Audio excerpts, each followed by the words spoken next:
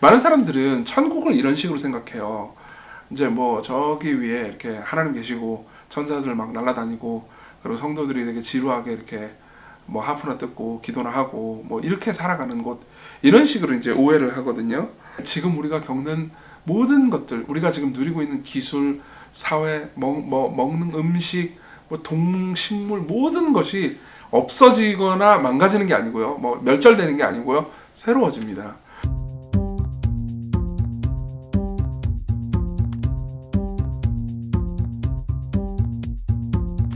안녕하세요.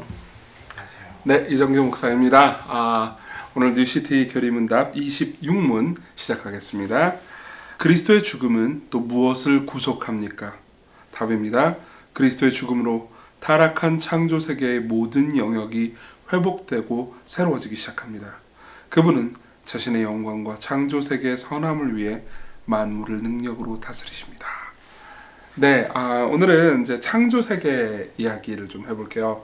사실 우리가 이제 지난주까지 해서 그리스도께서 죄인들을 위해서 죽으심으로써 죄인들의 영혼을 구원하시고 죄인들이 원래 받아야 하는 진노와 저주를 대신 받으심으로써 죄 없다 하시고, 또한 죄인들이 가지고 있지 않은 의로움을 그분이 율법을 순종하시는 것을 우리에게 주심으로써 우리를 의롭다 하셨다, 이 얘기까지 했잖아요.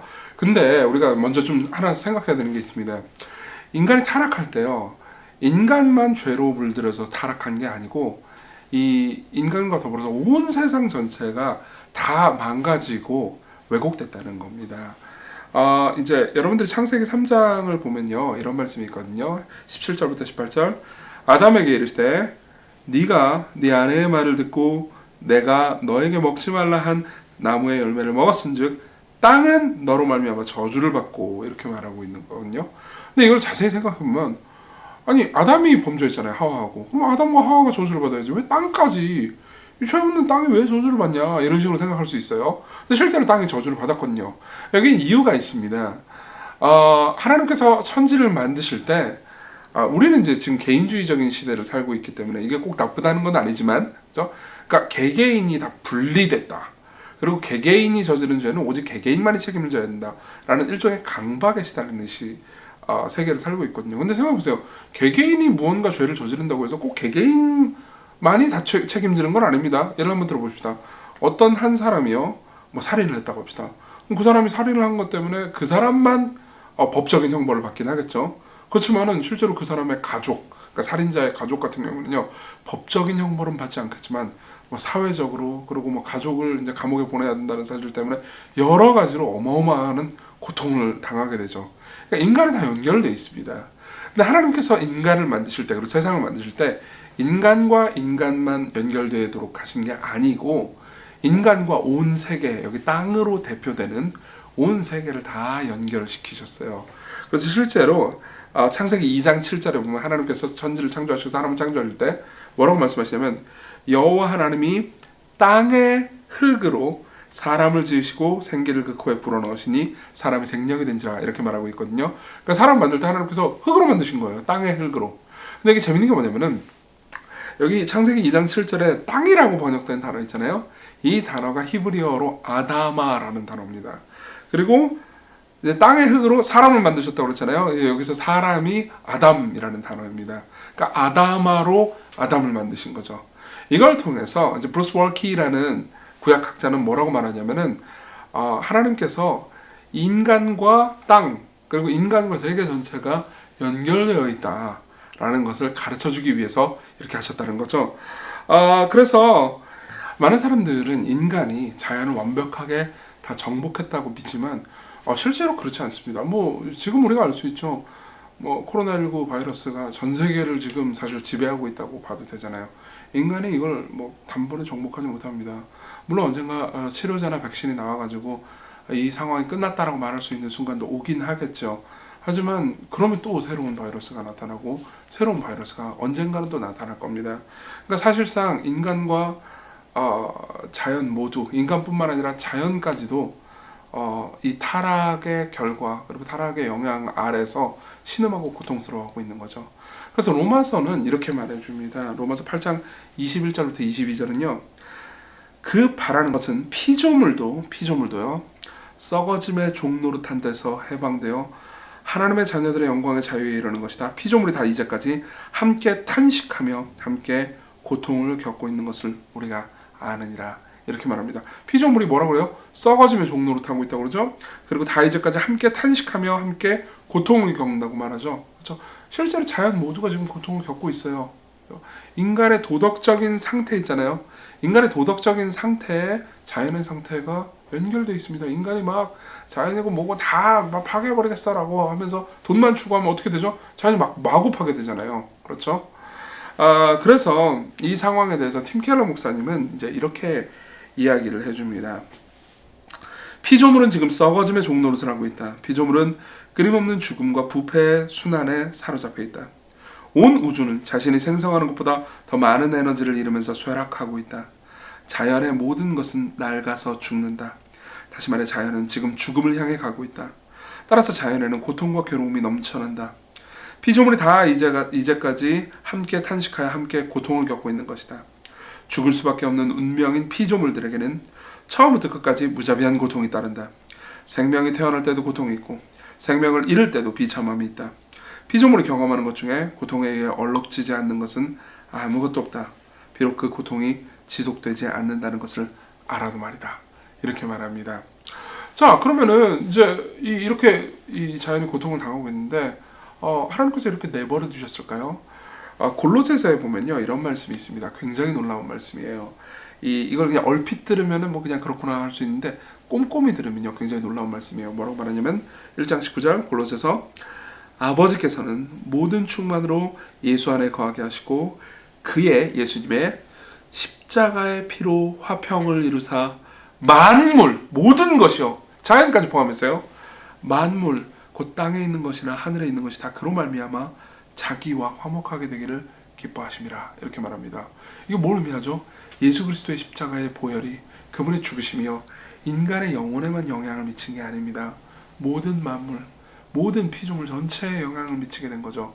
다시 말하면 예수 그리스도께서는 물론 죄인들을 위해서 죽으셨지만 하나님께서 만드신 창조세계 전체의 회복을 위해서도 죽으신 거죠. 그래서 뉴시티 교리문답은 이렇게 말하는 겁니다. 그리스도의 죽음으로 타락한 창조세계의 모든 영역이 회복되고 새로워지기 시작합니다. 그분은 자신의 영광과 창조세계의 선함을 위해 만물을 능력으로 다스리신다고요. 실제로 그분이 만물을 통치하고 계시고 다스리고 계실 뿐만 아니라 그분의 죽음으로 말미암아서 장차 만물을 완벽하게 회복시키십니다. 많은 사람들은 천국을 이런 식으로 생각해요. 이제 뭐 저기 위에 이렇게 하나님 계시고 천사들 막 날아다니고 그리고 성도들이 되게 지루하게 이렇게 뭐 하프나 뜯고 기도나 하고 뭐 이렇게 살아가는 곳 이런 식으로 이제 오해를 하거든요. 앤서니 후크마라는 신학자는 이렇게 얘기를 해요. 우리는 저 먼 우주 공간 어디가에서 영원히 살면서 흰옷을 입고 하프를 뜯고 노래를 부르며 이 구름에서 저 구름으로 날아다니게 된다고 이제 오해를 한다 이렇게 얘기를 하죠. 근데 실제로는 그렇지 않습니다. 물론 지금 하늘에 있는 성도들은 이제 하나님을 찬양하고 노래하지만 장차 어떤 일이 벌어지냐면요. 우리에게 새 하늘과 새 땅이 펼쳐집니다. 예수 그리스도께서 재림하시고 그리고 죽은 자는 모두 이제 육체가 부활할 겁니다. 이건 나중에 배울 거예요. 그리고 나서 온 세상이 완벽하게 새로워집니다. 지금 우리가 겪는 모든 것들, 우리가 지금 누리고 있는 기술, 사회, 먹는 음식, 동식물 모든 것이 없어지거나 망가지는 게 아니고요. 멸절되는 게 아니고요. 새로워집니다. 제가 옛날에 이 존 파이퍼 목사님의 설교를 들으면서 이 부분을 들으면서 제가 되게 이렇게 속으로 웃었던 내용이 있는데요. 뭐라고 그러냐면 버거킹이 새로워질 것이다 이런 말을 하거든요. 제가 참고로 버거킹을 좋아합니다. 어쨌든 그 모든 게 진짜 새로워지는 거죠. 나쁜 음식도 좋은 이제 맛도 있으면서 좋은 음식으로 변할 겁니다. 우리가 이런 거에 대해서 지나치게 상상하는 것은 옳지 못하지만 우리가 지금 누리고 있는 것들이 갑자기 막 사라져가지고 없어지는 게 아니고 우리가 지금 이제 하늘뿐만 아니라 우리가 지금 경험하고 있는 땅, 이 지구 그리고 온 우주 전체가요 완벽하게 새로워질 거예요. 제가 그때 제 꿈은 목성으로 놀러 가는 겁니다. 제가 목성에 관심이 많거든요. 자, 어쨌든 간에 그러한 이제 이 비전을 이사야에 보면은 이렇게 말씀을 하고 있어요. 이사야 11장 6절부터 9절입니다. 그때 이리가 어린 양과 함께 살며 표범이 어린 염소와 함께 누우며 송아지와 어린 사자가 살찐 짐승이 함께 있어 어린애에게 끌리며 암소와 곰이 함께 먹으며 그것들의 새끼가 함께 엎드리며 사자가 소처럼 풀을 먹을 것이며 젖 먹는 아이가 독사의 구멍에서 장난하며 젖된 아이가 독사의 굴에 손을 넣을 것이라.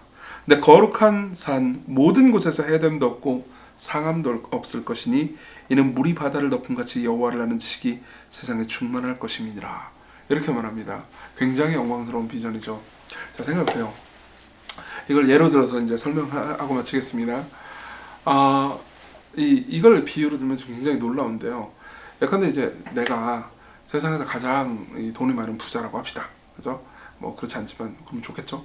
어쨌든 부자라서 이제 뭐 비행기도 막 그냥 뭐 타고 다니는 게 아니고 내 비행기가 있어요. 자가용 비행기가 있습니다. 근데 이 자가용 비행기를 막 몰고 가다가 이게 추락해가지고 이제 다 망가지고 완전 산산조각이 난 겁니다. 그럼 내가 죽어야 되지만 뭐 안 죽고 살아났다고 합시다. 그죠? 말도 안 되는 얘기지만 그러면 저는 어떻게 할까요? 제 비행기를 보면서 완전 산산조각 났어요.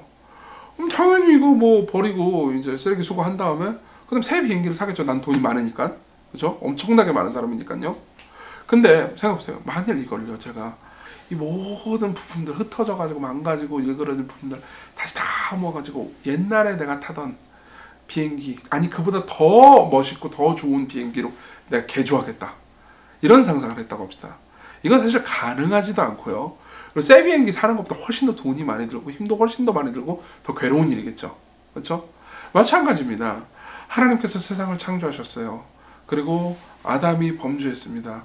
아담의 죄는요, 아담만 지옥으로 보낸 게 아니고 온 우주 전체를 오염시켰어요. 그럼 하나님 입장에서는 제일 경제적인 게 뭐죠? 이 우주 다 끝내버리고 새 우주 만드시면 돼요. 하나님께서 그렇게 하지 않으셨습니다. 이 온 우주를요 다시 회복시키기 위해서 십자가에서 아들을 희생시키시고요. 그리고 우리에게 새로운 하늘과 새 땅, 이전 하늘과 우리가 아담과 하와가 범죄하기 전에요, 이전 하늘과 이전 땅보다 훨씬 더 위대하고 훨씬 더 아름다운 새 하늘과 새 땅으로 갱신시켜 주십니다.